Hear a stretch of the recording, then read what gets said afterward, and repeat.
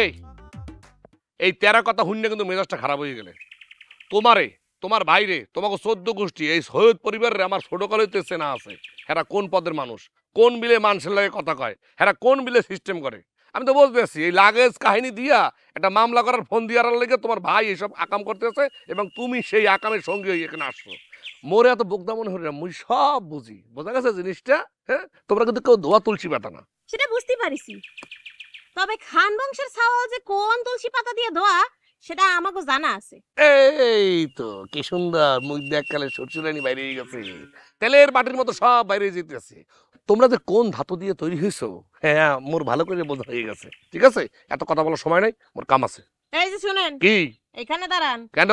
এতক্ষণ ভদ্র মানুষের মতো কথা বলতেছিলাম, এখন আমি আপনারে অর্ডার দিতেছি, আমার লাগেজ ধরেন। কি? মোরে অর্ডার দাও তুমি?